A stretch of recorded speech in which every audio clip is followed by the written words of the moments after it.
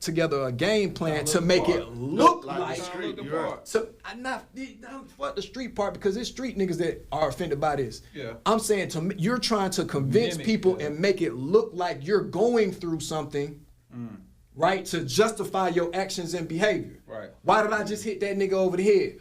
My pocket's hurting. I'm hurting. I'm open. You not hurting. Yeah, you got a house to live in, garage, all kinds of shit. To piggyback on your point, I just heard an interview with Rollo, and Rollo was talking about this. Because somebody asked, I think Cam Newton asked him, he was like, what would you do if your son started doing, like rapping about this or trying to get in the street and doing this? He was like, bro, I'd kick his ass. Like, I'd kick him out. He's like, bro, I really went through that. I really slept in abandoned houses. I did this, I did. I really had to do this. You don't have to do that. So what you saying, it makes sense. It's offensive.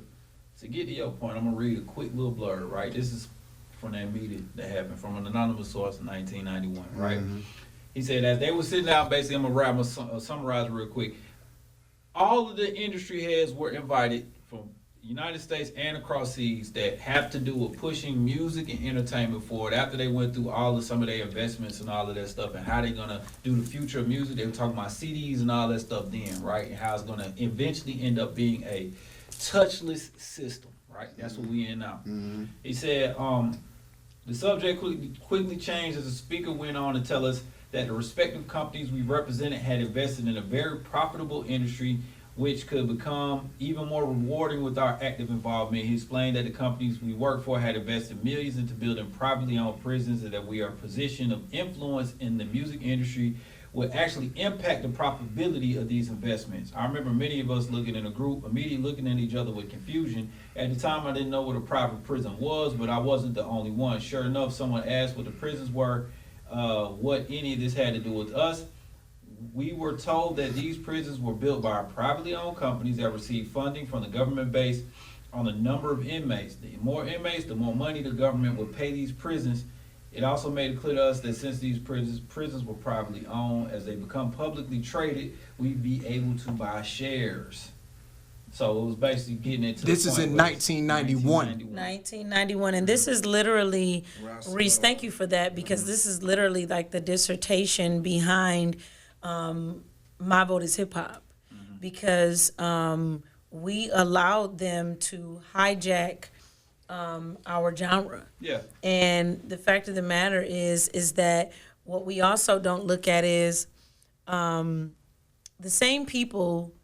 The reason why they call those people into the room is because the same people that own the private prisons own the record labels. Right. And they was the record labels also own life insurance policies on these artists as well. But here's the thing, what I don't like. The record labels and the executives, they share part in every part of money being made and every part of move that they make, except for when they're held liable for the crimes. Take, for instance, Bobby Shmurda. Bobby Shmurda was talking about crimes he had already committed. The whole basis behind RICO is that you cannot benefit from crime financially, or if you do something to further that crime or support it, you're supposed to be held liable. Why were the record label executives and the record label owners not? You see what I'm saying? They released the record knowing what he was saying on this record. You benefited off of it.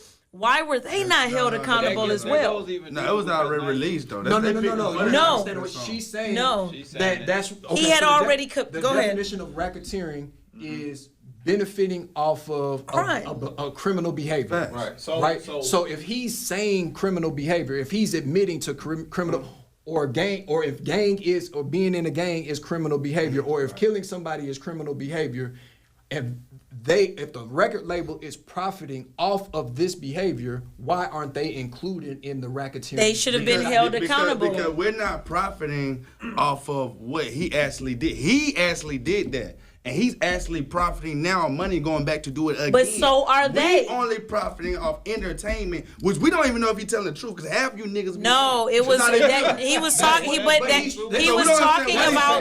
was talking about a crime that had actually. No, it was a week ago. It was a week ago, and they were talking about a crime that actually happened. So to make your point, Niggas do be lying. But He wasn't. But that's what they're hiding behind. But we're not saying that. We're saying in these specific instances, when it is a person who's not lying, and Right. that is so proven to be not lying. Exactly. Now, how deep does that rabbit hole go? Exactly, Is it I'm the radio saying- stations, do the streaming platforms, do the labels, anybody connected to a benefit off of this song? Well, if that's what you're trying So to do, then you gotta get niggas well, that you did gotta hold shows them for accountable. them. Yeah, They exactly. booked them for a show. Right. You gotta get me because I bought the song. Right. You know what I'm saying? I resold to you though. No, Not a consumer. Not a No, consumer. we're talking about the We're talking people about that the profit. invested. I bootlegged the No, CD. we're no. Back in the day. No. That's a different crime. We're talking about yeah.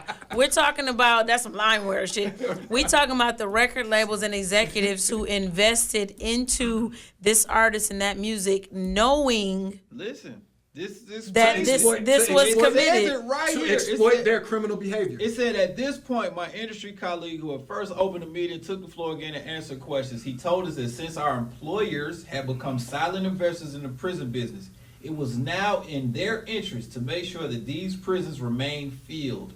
Our job would be to help make this happen by marketing music that How is- promotes criminal behavior. how is that not Rap being racketeering? the music of choice. Exactly. How is that not racketeering? Because You're racking up the money Exactly. from their tearing. You see what I'm saying? Right. See her. Period.